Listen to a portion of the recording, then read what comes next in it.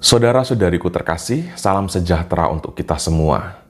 Masih banyak orang yang mempertanyakan mengenai kebiasaan gereja Katolik dalam mendoakan arwah atau memperingati arwah. Mengapa muncul kebiasaan peringatan arwah atau mendoakan arwah itu pada hari ketiga, pada hari ke-7, pada hari ke-40, pada peringatan 1000 hari, dan lain sebagainya? Mengapa tidak pada hari-hari yang lain?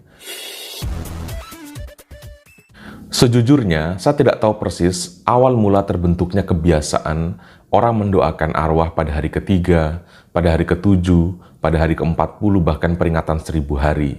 Bisa saja muncul dari kebiasaan masyarakat lokal, hubungan antar agama yang saling mempengaruhi, kebiasaan dari kepercayaan nenek moyang, atau hal lain. Bisa saja ini merupakan bagian dari inkulturasi. Tentu kita bisa saling memperkaya informasi tentang hal ini. Perihal waktu 3 hari, 7 hari, 40 hari, 1000 hari, itu sebenarnya tidak menjadi esensi dari iman gereja Katolik. Kapanpun kita bisa mendoakan arwah orang beriman, tidak harus tepat pada hari-hari tersebut. Dan kita tidak perlu bersoal jawab sampai harus ribut hanya karena penetapan waktu ini. Justru yang harus dipahami adalah, mengapa gereja Katolik mendoakan arwah sedangkan gereja Protestan tidak? Saya tidak ingin terjebak dalam perdebatan teologis tentang hal ini, namun baiklah kita perlu mencatat beberapa hal penting. Yang pertama, di dalam Alkitab, praktek mendoakan arwah itu muncul dalam kitab Makabe.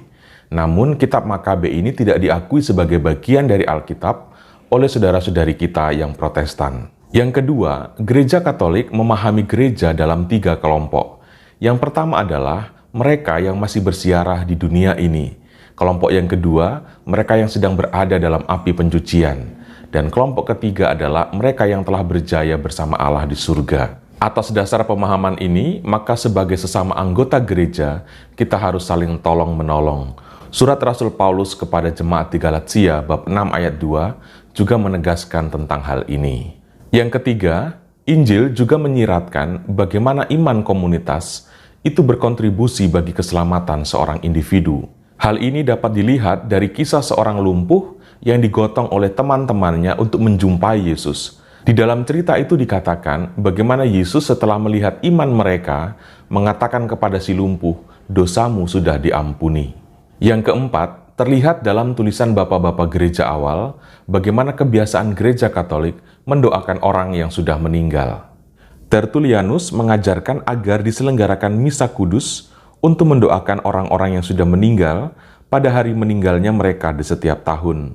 Cyrilus dari Yerusalem dalam pengajarannya tentang Ekaristi memasukkan doa-doa untuk orang yang sudah meninggal. Yohanes Chrysostomus dan Agustinus mengajarkan bahwa para beriman dapat mendoakan jiwa-jiwa orang yang meninggal dengan mengadakan derma. Artinya adalah kebiasaan gereja untuk mendoakan orang yang sudah meninggal itu sudah setua usia gereja itu sendiri. Saudara-saudari, lepas dari perbedaan teologis yang sudah kita warisi sampai pada hari ini, baiklah kita melihat keutamaan Kristiani, yaitu iman, harap, dan kasih. Dan bukankah kita ketahui bahwa kasih adalah yang lebih besar? Kasih itulah yang menyempurnakan iman.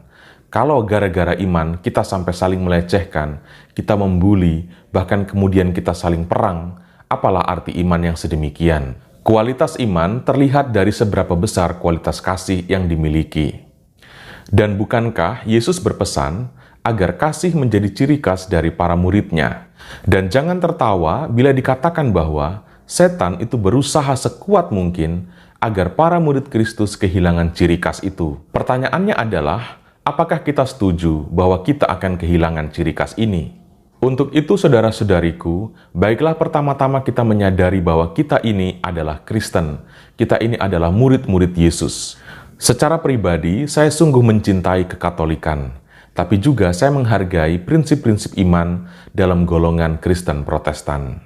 Sebab menurut hemat saya, kita beragama pertama-tama untuk mengabdi Allah, bukan mengabdi pada agama itu sendiri.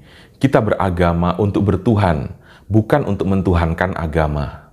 Jadi, jika dalam hidup beragama kita menemukan perbedaan-perbedaan teologi, marilah kita saling menaruh hormat di dalamnya. Alih-alih mencela, mari kita mempelajari demi menciptakan sebuah pemahaman baru untuk menciptakan toleransi. Saudara-saudariku, Di akhir video ini saya ingin mengingatkan bahwa tidak ada yang bersorak lebih kencang daripada setan saat konflik agama itu terjadi. Karena itulah, mari kita menghidupi kasih jika kita tidak ingin menjadi antek-antek dari setan. Saudara-saudari, Tuhan memberkati kita semua.